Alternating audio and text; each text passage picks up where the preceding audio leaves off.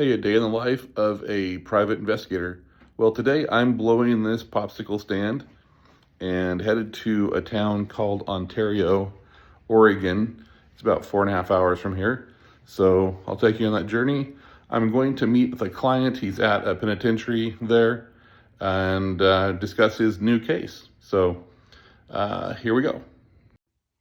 Had to stop at Home Sweet Home and get a blaster just for whatever may happen, come my way. Usually just for putting animals down. I'm going on a long trip and lots of wildlife between here and there. I've hit deer in the past and had to take care of them. Always a sad thing.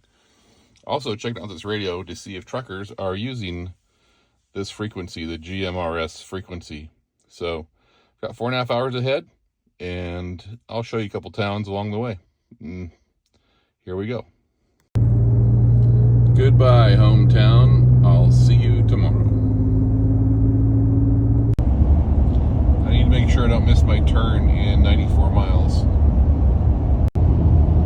Okay, another new town here. This is called Brothers. And not a lot to it.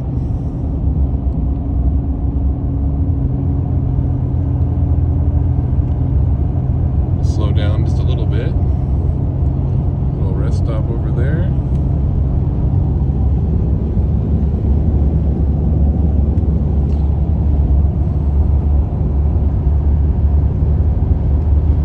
And we're through town. So there you go. A lot of this drive will just be pretty much what you see here. Just desert. And there's a few cows right there, but just a lot of straight road, and not a lot of and not a lot of anything else. Sometimes we'll see antelope along the road here, and sometimes they will actually race us. They race you as you drive along. That's kind of cool. I've had them hit speeds like 55, 60, so pretty cool, pretty sweet animal. But yeah, not a lot of traffic, and we're all just making our way east or west.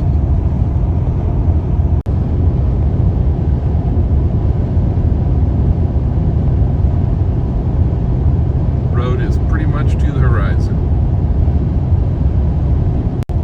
Another town we're coming to. This is called Hampton, and that's the town right there.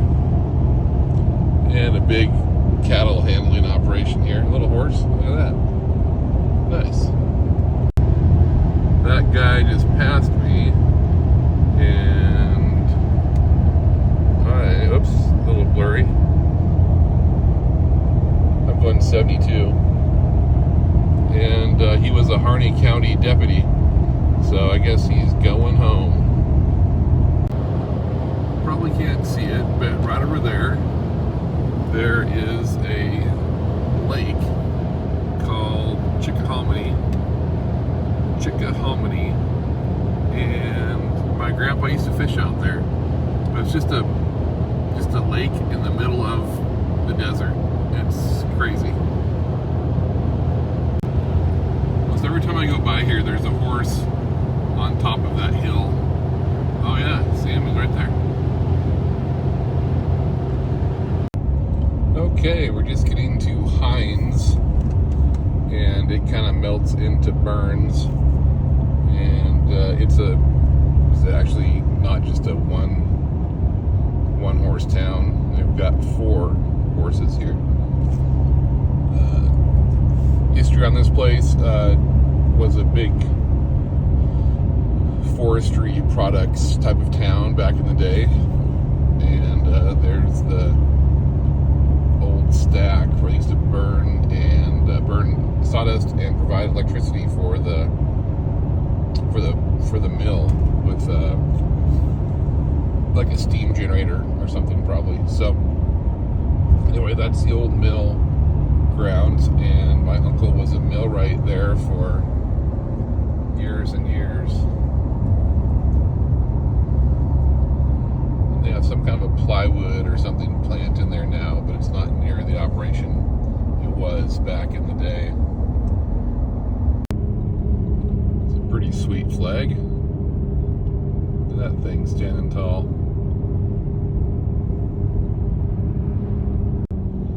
So somewhere close to here is where Burns starts. Burns and Hines just kind of are all mashed together.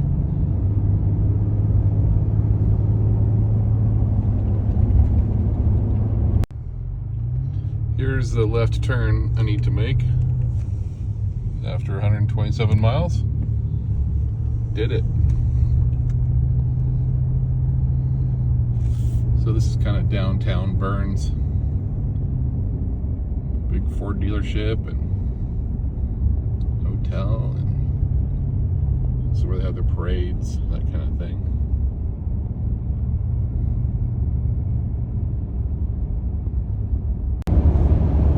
Okay, GPS says my next turn is 123 miles, so I'll have to pay attention to not miss that.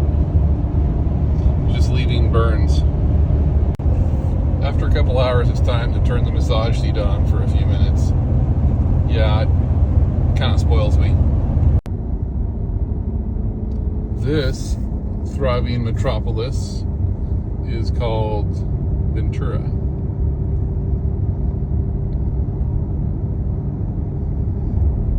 Some trees. I planted 100 years ago.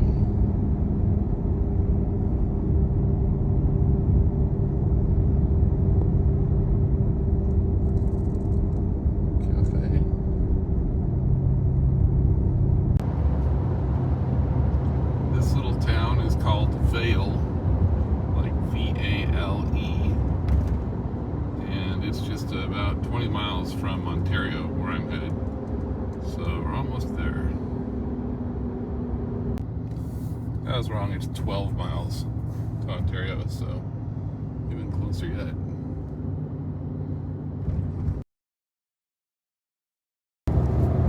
Darn, I didn't get video of the prison. You can't take video inside, but I could have got the outside, and I just totally forgot. I did start another video with a different aspect ratio that has some of that. It's going to be a long form video, though, where I talk about what my impressions were inside there. Anyway, sorry, I'm headed back home now, and here's what I'm looking at. A couple years ago, I was coming the other way up this road, and I happened upon a terrible accident. I'm almost to that point here. It's on this hill, but terrible accident. Ended up holding a girl's leg level. She had broken her femur, and so until the ambulance got there, I helped stabilize her leg. And after I ripped the door open, her grandma ended up dying that day, and the guy who caused the accident died that day. So it was a pretty tragic thing, and happened to start up here. It was right there where that accident happened, and super sad. I didn't get anyone's name who's involved, so I'd love to find out how they're doing now. It's been a couple years. How was the girl's leg? Did it turn out okay? Terrible.